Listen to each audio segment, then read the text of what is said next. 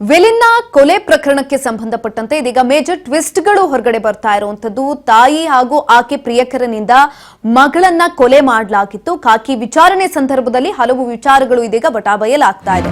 ರಾಕ್ಷಸರ ಕ್ರೂರತನ ಬಯಲಾಗ್ತಾ ಇರುವಂತದ್ದು. ತಾಯಿ ಹಾಗೂ ಆಕೆ ಪ್ರಿಯಕರನಿಂದ ಮಗಳ ಕೊಲೆ ಪ್ರಕರಣ ಖಾಕಿ ವಿಚಾರಣೆಯನ್ನು ನಡೆಸಿತ್ತು. ರಾಕ್ಷಸರ ಕ್ರೂರತನ ಇದೀಗ ಬಯಲಾಗ್ತಾ ಇದೆ. ಬಾಲಕಿ ವೆನಿಲ್ಲಾ ಕೊಲೆಗೂ ಮುನ್ನ ಟೆಂಪಲ್ ರನ್ ಅನ್ನ ಮಾಡಲಾಗಿತ್ತು. ಮಾರ್ಚ್ 21ನೇ ತಾರೀಕು ಮಧುರೈಗೆ ಪ್ರಿಯಾಂಕಾ ತೆರಳಿದ್ರು. ಮಗಳ ಕೊಲೆಗೂ ಮುನ್ನ ಕ್ರೂರಿ ತಾಯಿ ಶಾಪಿಂಗ್ ಅನ್ನು ಕೂಡ ಮಾಡಿದ್ಲಂತೆ. ಆಗ ಕಾರಿನಲ್ಲಂತೆ ಮೋಹನ್ ಹಾಗೂ ಮಗು ವೆನಿಲ್ಲಾ ಇಬ್ರು ಕೂಡ ಕಾರ್ನಲ್ಲೇ ಇದ್ರು. ಐಸ್ ಕ್ರೀಮ್ ತಂದು ಕೊಟ್ರೂ ಕೂಡ ಬೇಡ ಅಂತ ಆ ಪುಟ್ಟ ಬಾಲಕಿ ಹೇಳಿತ್ತು. ಈ ಸಂದರ್ಭದಲ್ಲಿ ಸಿಟ್ಟಿಗೆ ಕೂಡ ಎದ್ದಿದ್ರಂತೆ, ಕಾಲಿನಿಂದ ಒದ್ದಿದ್ರಂತೆ. ಐಸ್ ಕ್ರೀಮ್ ಬೇಡ ಅಂತ ಅಂದಿದ್ದಕ್ಕೆ ರಕ್ಕಸ ಮೋಹನ್ ಕಾಲಿನಿಂದ ಕೂಡ ಮಗುವಿಗೆ ಒದ್ದಿದ್ದಂಥದ್ದು. ಹೊಟ್ಟೆ ಭಾಗಕ್ಕೆ ಕಾರಿನಲ್ಲೇ ಬಲವಾಗಿ ಆ ರಾಕ್ಷಸ ಮೋಹನ್ ಒದ್ದಿರುವಂಥದ್ದು ನೋಡಿ.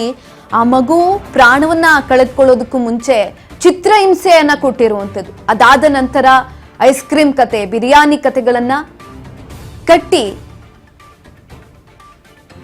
ಹೇಳಿದಂಥದ್ದು. ಮಾರ್ಚ್ 21ನೇ ತಾರೀಕು ಟೆಂಪಲ್ ರನ್ ಅನ್ನ ಕೂಡ ಮಾಡಿದ್ದಾರೆ. ಮಧುರೈಗೆ ತೆರಳ್ತಾ ಇದ್ರು. 3 ಜನನು ಕೂಡ ಹೋಗಿದ್ದಾರೆ. ಒಂದ್ ಕಡೆನಲ್ಲಿ ಮೋಹನ್, ಪ್ರಿಯಾಂಕಾ, ವೆನಿಲ್ಲಾ 3 ಜನನು ಹೋಗಿದ್ದಂಥದ್ದು. ಅದೇ ಸಂದರ್ಭದಲ್ಲಿ ಈಕೆ ಹೋಗಿ ಶಾಪಿಂಗ್ ಮಾಡ್ಕೊಂಡು ಬರ್ತಿದ್ದಂಥ ಸಂದರ್ಭದಲ್ಲಿ ಐಸ್ ಕ್ರೀಮ್ ತಂದಿದ್ದಾರೆ. ಐಸ್ ಕ್ರೀಮ್ ತಂದು ಕಾರ್ನಲ್ಲಿದ್ದಂತಹ ಮಗುವಿಗೆ ಕೊಡ್ತಾ ಇದ್ದಂಥ ಸಂದರ್ಭದಲ್ಲಿ ಆ ಮಗು ವೆನಿಲ್ಲಾ ಬೇಡ ಅಂತ ಅಂದಿದೆ. ನನಗೆ ಐಸ್ ಕ್ರೀಮ್ ಬೇಡ ಅಂದಿದ್ದಕ್ಕೆ ಕಾಲ್ನಲ್ಲಿ ಒದ್ದಿರುವಂಥದ್ದು. ಕಾರಿನಲ್ಲಿಯೇ ಬಾಲಕಿಯ ಬಾಯಿಯನ್ನ ಮುಚ್ಚಿದ್ದಾನೆ ಮೋಹನ್. ಉಸಿರಾಡದೆ ಒದ್ದಾಡಿ ಕಾರಿನಲ್ಲೇ ವೆನಿಲ್ಲಾ ದುರ್ಮರಣಕ್ಕೀಡಾಗಿದ್ದು. ಶಾಪಿಂಗ್ ಇಂದ ಬಂದ ತಾಯಿಗೆ ಎಲ್ಲವನ್ನ ಹೇಳಿದ್ದ ಈ ಮೋಹನ್. ಕಾರಿನಲ್ಲಿ ಕಾಡುಗೋಡಿ ವಿಲ್ಲಾಗೆ ಕರೆದೊಯ್ದಿದ್ದಂಥ ಪ್ರಿಯಾಂಕಾ ಮಗು ಮಲ್ಗಿರೋ ರೀತಿ ಭುಜದ ಮೇಲೆ ಮಲ್ಗಿಸ್ಕೊಂಡಿದ್ರು ಮಗುವನ್ನ. ಬೆಳಗ್ಗೆಯಿಂದ ಮಗು ಎದ್ದಿಲ್ಲ ಅಂತ ನಾಟಕವನ್ನ ಮಾಡಿದ್ರು. ಕಲ್ಲರ್ ಕಥೆಗಳನ್ನ ಕಟ್ಟಿದ್ದಂಥದ್ದು. ಮರಣೋತ್ತರ ಪರೀಕ್ಷೆಗೆ ಯಾವಾಗ ಮಗು ದೇಹ ರವಾನೆ ಆಯಿತು ಆ ಒಂದು ಸಂದರ್ಭದಲ್ಲಿ ಹಲವು ವಿಚಾರಗಳು ಬೆಳಕಿಗೆ ಬಂತು. ತದನಂತರ ಅವರ ಮಾಜಿ ಗಂಡ ಯಾರಿದ್ರು, ಡೈವರ್ಸ್ ಅರ್ಜಿಯನ್ನ ಹಾಕಿದ್ರು ಇಬ್ರು ಕೂಡ. ಆಲ್ರೆಡಿ ಆ ಒಂದು ಸಂದರ್ಭದಲ್ಲಿ ಬೆಂಗಳೂರಿಗೆ ಬಂದಿದ್ರು. ಅವರು ವಾಪಸ್ ಹೋಗಿ ಹಿಂಗಾಗಿದೆ ಅಂತ ಹೇಳಿ 24ನೇ ತಾರೀಕು ಕೊಲೆ ಆಗಿದ್ದಂಥದ್ದು. 25ನೇ ತಾರೀಕು ಅಂತ್ಯಕ್ರಿಯೆಯನ್ನ ಮಾಡ್ತಾರೆ, ಅದು ಕೂಡ ತರಾತುರಿಯಲ್ಲಿ. ಎಸ್ಸಿ ಕುರಿತಾಗಿ ಹೆಚ್ಚಿನ ಮಾಹಿತಿಯನ್ನು ತಿಳ್ಕೊಳ್ತಾ ಹೋಗೋಣ. ನಮ್ಮ ಪ್ರತಿನಿಧಿ ಅಜಯ್ ಸಂಪರ್ಕದಲ್ಲಿದ್ದಾರೆ. ಎಸ್ ಅಜಯ್, ತಾಯಿ ಹಾಗೂ ಆಕೆ ಪ್ರಿಯಕರನಿಂದ ಮಗಳ ಕೊಲೆ ಪ್ರಕರಣಕ್ಕೆ ಸಂಬಂಧಪಟ್ಟಂತೆ ಇದೀಗ ಟ್ವಿಸ್ಟ್ಗಳು ಸಿಗ್ತಾ ಇದೆ.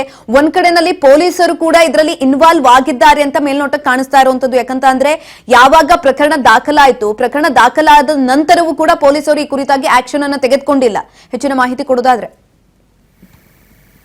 ಖಂಡಿತ ಸುಕನ್ಯಾ, ಅಂದ್ರೆ ಒಂದು ಕಾಡುಗೋಡಿಲಿ ಆಗಿದ್ದಂತ ಮಗುವಿನ ಕೊಲೆ ಪ್ರಕರಣಕ್ಕೆ ಸಂಬಂಧಪಟ್ಟಂತೆ ಒಂದ್ ಕಡೆ ಈ ಪ್ರಮುಖ ಆರೋಪಿ ಆಗಿರುವಂತ ಮೋಹನ್ ಏನಿದ್ದಾನೆ ಆತನನ್ನ ಪೊಲೀಸ್ನವರು ಈಗಾಗಲೇ 10 ದಿನಗಳ ಕಾಲ ಕಸ್ಟಡಿಗೆ ಪಡೆದು ಅದನ್ನ ವಿಚಾರಣೆ ಮಾಡುವಂತ ಕೆಲಸಗಳು ಕೂಡ ಆಗ್ತಾ ಇದೆ. ಇದ್ರ ಬೆನ್ನಲ್ಲೇ ಈಗಾಗಲೇ ಮೋಹನ್ ಏನಿದ್ದಾನೆ ಆತನನ್ನ ಎಂಕ್ವೈರಿ ಮಾಡುವಂತ ಸಂದರ್ಭದಲ್ಲಿ ಆತ ಕೆಲವೊಂದಷ್ಟು ಸ್ಟೇಟ್ಮೆಂಟ್ ಅನ್ನು ಕೊಟ್ಟಿದ್ದಾನೆ. ವಿಚಾರಣಾ ಹಂತದಲ್ಲಿ ಯಾವ ರೀತಿಯಾಗಿ ಕೊಲೆ ಆಯಿತು, ಅದು ಕೊಲೆ ಮಾಡುವಂತ ಉದ್ದೇಶದಿಂದಲೇ ಆಗಿತ್ತು ಅನ್ನೋದು ಕೂಡ ಪೊಲೀಸರಿಗೆ ಗೊತ್ತಾಗಿದೆ. ಅಂದ್ರೆ ಮಾರ್ಚ್ 24ನೇ ತಾರೀಕು ಈ ಪ್ರಿಯಾಂಕಾ ಏನಿದ್ದಾಳೆ ಮಗುವಿನ ತಾಯಿ, ಆಕೆಗೆ ಬರ್ತ್ಡೇ ಇರುತ್ತೆ. ಆ ಒಂದು ಸಂದರ್ಭದಲ್ಲಿ ಈ ಪ್ರಿಯಕರ ಮೋಹನ್ ಸೇರಿದಂತೆ ಪ್ರಿಯಾಂಕಾ ಇಬ್ರು ಕೂಡ ಮಧುರೈಗೆ ಹೋಗಿರ್ತಾರೆ. ಅಲ್ಲಿ ಕೆಲವೊಂದಷ್ಟು ದೇವಸ್ಥಾನನ ಅಲ್ಲಿ ಹೋಗಿ ಸುತ್ತಾಡ್ಕೊಂಡು ನಂತರ 24ನೇ ತಾರೀಕು ಬೆಂಗಳೂರಿನ ಇಂದ್ರನಗರಕ್ಕೆ ಬಂದಿರ್ತಾರೆ. ಇಂದ್ರನಗರದಲ್ಲಿ ಶಾಪಿಂಗ್ ಮಾಡುವಂತ ಸಂದರ್ಭದಲ್ಲಿ ಪ್ರಿಯಾಂಕಾ ಮಾಲ್ಗೆ ಹೋಗಿರ್ತಾರೆ. ಆ ವೇಳೆಯಲ್ಲಿ ಮಗು ಜೊತೆ ಮೋಹನ್ ಕೂಡ ಇರ್ತಾನೆ. ಆ ಒಂದು ಸಂದರ್ಭದಲ್ಲಿ ಮಗು ಕೂಡ ಐಸ್ ಕ್ರೀಮ್ ಬೇಕು ಅಂತ ಕೇಳಿದಾಗ ಈ ರೀತಿಯಾಗಿ ಆತ ಐಸ್ ಕ್ರೀಮ್ ತಂದು ಕೊಟ್ಟಾಗ ಮಗು ಕೂಡ ನನ್ಗೆ ಬೇರೆ ಐಸ್ ಕ್ರೀಮ್ ಬೇಕು ಅಂತ ಕೇಳುತ್ತೆ. ಆ ಒಂದು ಸಂದರ್ಭದಲ್ಲಿ ಮಗುವಿನ ಮೇಲೆ ಮಾರಣಾಂತಿಕವಾಗಿ ಹಲ್ಲೆಯನ್ನ ಮಾಡ್ತಾನೆ, ಹೊಟ್ಟೆಗೆ ಒದ್ದು. ಯಾವಾಗ ಮಗು ಚೀರಾಟವನ್ನ ಮಾಡುತ್ತೆ ಆ ವೇಳೆಯಲ್ಲಿ ಆ ಮಗುವಿನ ಬಾಯಿನ ಮುಚ್ಚಿ ಉಸಿರುಗಟ್ಟಿ ಆ ಒಂದು ಕೊಲೆಯನ್ನು ಕೂಡ ಮಾಡಿರುವಂತದ್ದು. ಈ ಒಂದು ರೀತಿಯಾಗಿ ಕೊಲೆ ಆಯ್ತು ಅನ್ನೋದನ್ನ ಪೊಲೀಸರಿಗೆ ಈಗ ಅರೆಸ್ಟ್ ಆದ ಬಳಿಕವಾಗಿ ಈಗ ಸ್ಟೇಟ್ಮೆಂಟ್ ಅನ್ನ ಆತ ಹೇಳಿಕೆಯನ್ನ ಕೂಡ ಕೊಟ್ಟಿರುವಂತದ್ದು. ಮತ್ತೊಂದು ಕಡೆ ಪ್ರಿಯಾಂಕಾ ಈಗ ಅಪ್ಟರ್ನ್ ಆಗಿದ್ದಾರೆ. ಆಕೆಯನ್ನ ಪತ್ತೆ ಮಾಡುವಂತ ಕೆಲಸವನ್ನ ಪೊಲೀಸ್ನವ್ರು ಮಾಡ್ತಾ ಇದ್ದಾರೆ. ಆಕೆ ಬಳಸ್ತಿದ್ದಂತ ನಂಬರ್ ಅನ್ನ ಟ್ರೇಸ್ ಮಾಡ್ತಾ ಇದ್ದಾರೆ. ಸಿಡಿಆರ್ ಹಾಕೊಂಡಿದ್ರೆ ಆಕೆ ಎಲ್ಲಿ ಹೋಗಿದ್ದಾಳೆ, ಯಾರ ಸಂಪರ್ಕದಲ್ಲಿದ್ದಾಳೆ ಅಂತ. ಮತ್ತೊಂದು ಕಡೆ ಪ್ರಿಯಾಂಕಾ ಅವರ ಪತಿ ಪ್ರವೀಣ್ ಏನಿದ್ದಾನೆ ಆತನನ್ನು ಕೂಡ ಪೊಲೀಸರು ಆತನ ಒಂದು ಹೇಳಿಕೆಯನ್ನ ತಗೊಂಡ್ರು. ಆತ ಸಾಕಷ್ಟು ಬಾರಿ, ಯಾಕಂದ್ರೆ 24ನೇ ರಾತ್ರಿ ಮಧ್ಯಾಹ್ನ ಕೊಲೆ ಆಗುತ್ತೆ.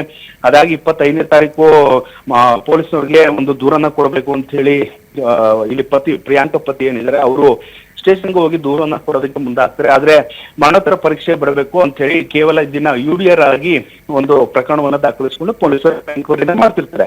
ಆದ್ರೆ 10 ದಿನದ ನಂತರವಾಗಿ ಅಂದ್ರೆ ಏಪ್ರಿಲ್ 4ನೇ ತಾರೀಕು ಮರಣೋತ್ತರ ಪರೀಕ್ಷೆಯ ವರದಿ ಕೂಡ ಬರುತ್ತೆ. ಆ ವರದಿನ ಆಧರಿಸಿದಂತ ಪೊಲೀಸರು ವರದಿಯನ್ನ ಮಗುವಿನ ತಂದೆ ಪ್ರವೀಣ್ಗೆ ಕೊಟ್ಟಿರ್ತಾರೆ. ಆ ಒಂದು ವರದಿಯನ್ನ ಈ ಪ್ರವೀಣ್ ಏನಿದ್ದಾರೆ ಅವರ ಒಂದು ಅಕ್ಕ ವಿದೇಶದಲ್ಲಿ ವಾಸವಾಗಿದ್ರೆ ಅವರು ಕೂಡ ಡಾಕ್ಟರ್ ಆಗಿರ್ತಾರೆ. ಅವ್ರಿಗೆ ಒಂದು ರಿಪೋರ್ಟ್ ಅನ್ನ ಕಳಿಸಿದ ನಂತರವಾಗಿ ಅವರು ಕೂಡ ಚೆಕ್ ಮಾಡಿರ್ತಾರೆ. ಆ ಒಂದು ವರದಿಯಲ್ಲಿ ಮಗುವಿನ ಅಸಹಜ ಸಾವಲ್ಲ, ಇದು ಬೇಕು ಅಂತಲೇ ಉಸಿರುಗಟ್ಟಿಸಿ ಕೊಲೆ ಮಾಡುವಂತ ಚಾನ್ಸಸ್ ಜಾಸ್ತಿ ಇದೆ. ಹೀಗಾಗಿ ಪೊಲೀಸ್ನವರಿಗೆ ದೂರನ್ನ ಕೊಡು ಅಂತ ಹೇಳಿ ಅವ್ರ ಅಕ್ಕ ಕೂಡ ಹೇಳಿರ್ತಾರೆ. ಆದ್ರೆ ಪೊಲೀಸ್ನವರು ಈ ರಿಪೋರ್ಟ್ ಮರಣೋತ್ತರ ಪರೀಕ್ಷೆ ರಿಪೋರ್ಟ್ ಬಂದ್ರೂ ಕೂಡ ಕೇಸ್ ಅನ್ನ ದಾಖಲಿಸಿಕೊಳ್ಳಲ್ಲ, ಕೇವಲ ಯುಡಿಆರ್ ಅನ್ನ ಮಾತ್ರ ದಾಖಲಿಸಿಕೊಂಡಿರ್ತಾರೆ. ನಂತರ ಹಿರಿಯ ಅಧಿಕಾರಿಗಳಿಗೆ ಅದು ದೇಶದಲ್ಲಿರುವ ಅವರ ಅಕ್ಕ ಮಾಹಿತಿಯನ್ನು ಕೊಡ್ತಾರೆ. ಈ ರೀತಿಯಾಗಿ ಮರಣೋತ್ತರ ಪರೀಕ್ಷೆಯಲ್ಲಿ ಸಾಕಷ್ಟು ಅನುಮಾನ ಇದೆ, ತನಿಖೆನೆ ಮಾಡಬೇಕು. ಯಾಕಂದ್ರೆ ಕೊಲೆ ಸೇರಿದಂತೆ ಸಾಕ್ಷಿನಾಶ ಸೇರಿದಂತೆ ಈ ಒಂದು ಪ್ರಕರಣದಲ್ಲಿ ಅಡಿಯಲ್ಲಿ ಕೇಸ್ ದಾಖಲಿಸಿಕೊಂಡು ಎಂಕ್ವೈರಿನೇ ಮಾಡಬೇಕು ಅಂತ ಹೇಳಿ ಹಿರಿಯ ಅಧಿಕಾರಿಗಳಿಗೆ ಮನವಿನೇ ಮಾಡ್ತಾರೆ. ಅದಾದ ನಂತರವಾಗಿ ಜೂನ್ 4ನೇ ತಾರೀಕು ಮರಣೋತ್ತರ ಪರೀಕ್ಷೆ ಆಫೀಸರ್ ವರದಿ ಕೂಡ ಬಂದಿರುತ್ತೆ.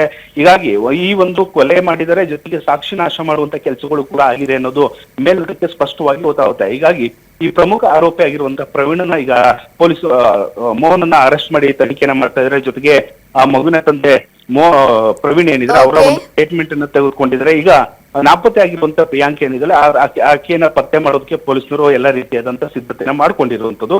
ಸದ್ಯ ಆಕೆ ಅರೆಸ್ಟ್ ಆದ ಬಳಿಕವಾಗಿ ಈ ಕೊಲೆಯ ಹಿಂದೆ ಇರುವಂತ ಅಸಲಿ ಕಾರಣ ಏನು, ಯಾಕಾಗಿ ಈ ಒಂದು ಕೊಲೆ ಜೊತೆಗೆ ಸಾಕ್ಷಿ ನಾಶ ಮಾಡೋದಕ್ಕೆ ಈಕೆಯು ಹೆಲ್ಪ್ ಮಾಡಿಲ್ಲ, ಎಲ್ಲ ವಿಚಾರಗಳು ತನಿಖೆ ನಂತರ ಅಷ್ಟೇ ಗೊತ್ತಾಗಬೇಕಾಗುತ್ತೆ. ಸುಕನ್ಯಾ, ಧನ್ಯವಾದಗಳು ಅಜಯ್ ಹೆಚ್ಚಿನ ಮಾಹಿತಿಗಾಗಿ.